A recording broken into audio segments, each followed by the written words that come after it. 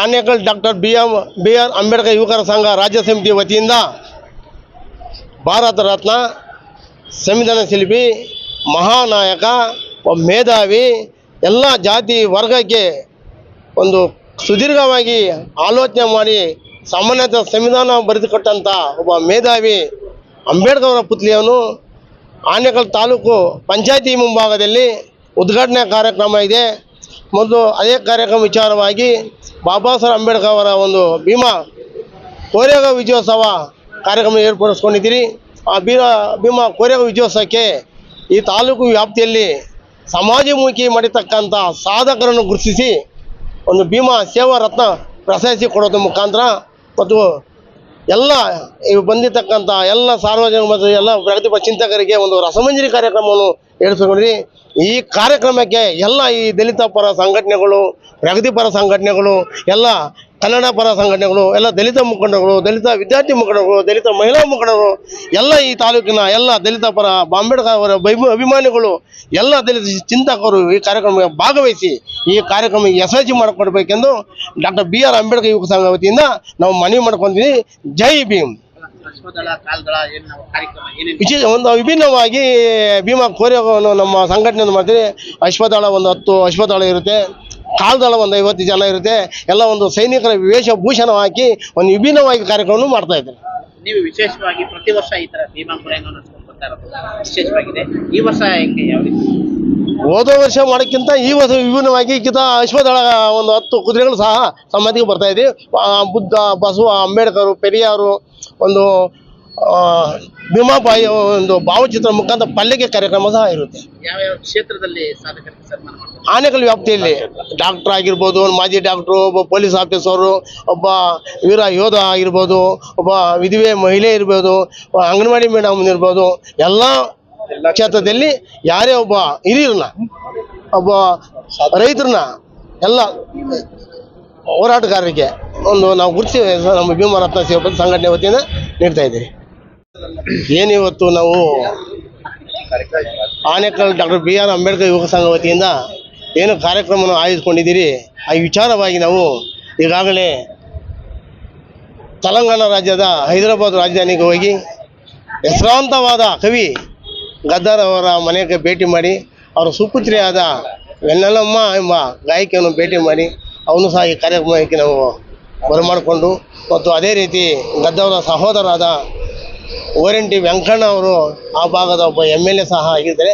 ಅವರು ಸಹ ಒಬ್ಬ ಕಲಾವಿದರು ಮತ್ತು ಆ ಭಾಗದ ಕವಿ, ಅವರು ಸಹ ಈ ಕಾರ್ಯಕ್ರಮ ಭಾಗವಹಿಸ್ತಾ ಇದ್ದಾರೆ. ಅದೇ ರೀತಿ ಈಗಾಗಲೇ ಹೆಸರುವಾಸಿ ಆಗಿರ್ತಕ್ಕಂಥ ರೇಲಾರ ಗಂಗಾ ಅಂದ್ಬಿಟ್ಟು ಒಬ್ಬ ಗಾಯಕಿ ಸಹ ಅವರು ಸಹ ಭೇಟಿ ಮಾಡಿದ್ವಿ. ಅವರು ಸಹ ಈ ಕಾರ್ಯಕ್ರಮ ಭಾಗವಹಿಸ್ತಾರೆ. ಎಲ್ಲರೂ ಪ್ರಗತಿಪರ ಚಿಂತಕರು ಈ ಕಾರ್ಯಕ್ರಮ ಭಾಗವಹಿಸಿ ಈ ಕಾರ್ಯಕ್ರಮ ಯಶಸ್ವಿ ಮಾಡಿಕೊಡ್ಬೇಕೆಂದು ಡಾಕ್ಟರ್ ಬಿ.ಆರ್. ಅಂಬೇಡ್ಕರ್ ಯುವಕ ಸಂಘ ರಾಜ್ಯ ಸಮಿತಿ ವತಿಯಿಂದ ಮನವಿ ಮಾಡಿಕೊಂಡು ಜೈ ಭೀಮ್.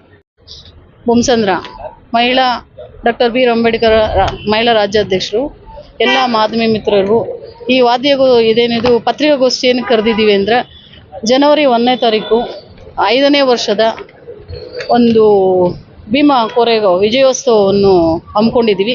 ಅತಿ ವಿಜೃಂಭಣೆಯಿಂದ ಡಿಫ್ರೆಂಟಾಗಿ ಮಾಡಬೇಕು ಅಂತ ಅಂದ್ಕೊಂಡಿದ್ದೀವಿ. ಕಳೆದ ವರ್ಷವೂ ಮಾಡಿದ್ದೀವಿ. ಹಾಗಾಗಿ ರೋಡ್ ಚಾಲು ಅಲ್ಲ, ಏನೂ ಇರಲಿಲ್ಲ. ಈ ಸರಿ ರಸಮಂಜರಿ ಕಾರ್ಯಕ್ರಮ ಮತ್ತು ನಮ್ಮ ಏನು ಸಾಧಕರ ಒಂದು ಪ್ರಶಸ್ತಿ ಸಮಾರಂಭ ಹಮ್ಮಿಕೊಂಡಿದ್ದೀವಿ. ಮತ್ತು ಇನ್ನೊಂದು ಊಟದ ವ್ಯವಸ್ಥೆ ಹಮ್ಮಿಕೊಂಡಿದ್ದೀವಿ. ಮತ್ತು ಏಜ್ ಆದವ್ರಿಗೆ ಬೆಡ್ಶೀಟು ಮತ್ತು ಸೀರೆ ಕೊಡುವಂಥ ಕಾರ್ಯಕ್ರಮಗಳು ಇಟ್ಕೊಂಡಿದ್ದೀವಿ. ASP ಗ್ರೌಂಡಲ್ಲಿ ಹಮ್ಮಿಕೊಂಡಿದ್ದೀವಿ ಕಾರ್ಯಕ್ರಮ. ಅತಿ ಮುಖ್ಯವಾಗಿ ಇಲ್ಲಿ ಬರುವಂಥ ಒಂದು ತೆಲಂಗಾಣ ವಿಜಯವಾಡದಿಂದ ಗದ್ದರ್ ಅವರು ಮಗಳು ಬರ್ತಾ ಇದ್ದಾರೆ, ಅವರ ತಮ್ಮವರು ಬರ್ತಿದ್ದಾರೆ. ಮತ್ತು ಜನಪದ ಗೀತೆಯಲ್ಲಿ ಏನು ರಾಷ್ಟ್ರ ಪ್ರಶಸ್ತಿಗಳು ತೊಗೊಂಡಿರೋಂಥ ಗಾಯಕರು ಬರ್ತಾ ಇದ್ದಾರೆ. ಅತಿ ಹೆಚ್ಚಿನ ಜನಸಂಖ್ಯೆಯಲ್ಲಿ ಸೇರಬೇಕು. ಅತಿ ಹೆಚ್ಚು ಈ ನಮ್ಮ ಗ್ರಾಮಸ್ಥರಿಗೆಲ್ಲ ನಿಮ್ಮ ಮೀಡಿಯೋ ಮುಖಾಂತರ ಎಲ್ಲ ಮನವಿ ಮಾಡಿ ಅದಕ್ಕೋಸ್ಕರ ಈ ಏನು ಪತ್ರಿಕಾಗೋಷ್ಠಿನ ಕರೆದಿದ್ದೀವಿ. ಅತಿ ವಿಜೃಂಭಣೆಯಿಂದ ಮಾಡೋದ್ರಿಂದ ನಮ್ಮ ಪೊಲೀಸ್ ಡಿಪಾರ್ಟ್ಮೆಂಟು ಹೇಳಿ ಎಲ್ಲ ಸಹಕಾರ ಬೇಕು. ಮತ್ತು ಅತಿ ಹೆಚ್ಚಿನ ನಮ್ಮ ಏನು MLA ಸಾಹೇಬ್ರಿಗೂ ಮನವಿ ಕೊಡ್ತಾ ಇದ್ದೀವಿ, ಅವರು ಬರಬೇಕು.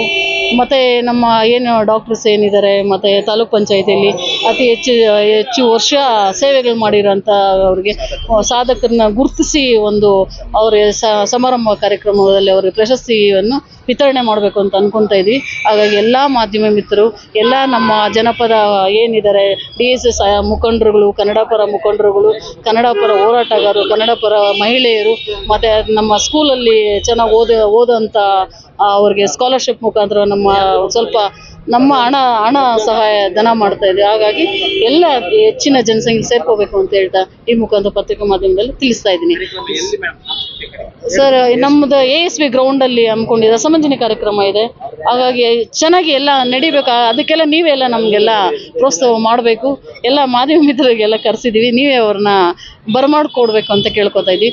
ನಮ್ಮ MLA ಸಾಹೇಬರು ಶಿವಣ್ಣ ಅವ್ರಿಗೂ ಒಂದು ಮನವಿ ಮಾಡ್ಕೋತೀವಿ ಹೋಗಿ ಅಂತ ಈ ಮುಖಾಂತರ ತಿಳ್ಕೊತಾ ಇದ್ದೀವಿ. ಸರ್, ಬೆಳಗ್ಗೆ ಒಂದು 9:30 10 ಗಂಟೆ ನಾವು ಸ್ಟಾರ್ಟ್ ಮಾಡಬೇಕು ಅಂದ್ಕೊಂಡಿವಿ. 10ರಿಂದ 4 ಗಂಟೆವರೆಗೂ ವಿಜಯೋತ್ಸವವನ್ನು ನಾವು ರೋಡ್ ಶೋ ಮಾಡ್ತೀವಿ. ಅದು ಹೇಳ್ತೀವಿ ಟೈಮಿಂಗ್ಸ್, ನಿಮಗೆ ಪರ್ಮಿಷನ್ ತಗೋತೀವಿ ನಾವು. ಹಾಗಾಗಿ 4 ಗಂಟೆವರೆಗೂ ಅದಿರುತ್ತೆ.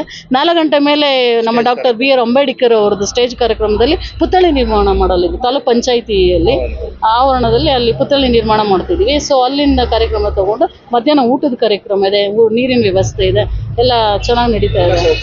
ಎಲ್ಲ ಸೌಕರ್ಯಗಳು ನಾವು ಮಾಡ್ತಾ ಇದ್ದೀವಿ ಸರ್. ಹಾಗಾಗಿ ಎಲ್ಲರೂ ಬರಬೇಕು ಅಂತೇಳಿ ಈ ಮುಖಾಂತರ ಕೇಳ್ಕೊತಾ ಇದ್ದೀವಿ.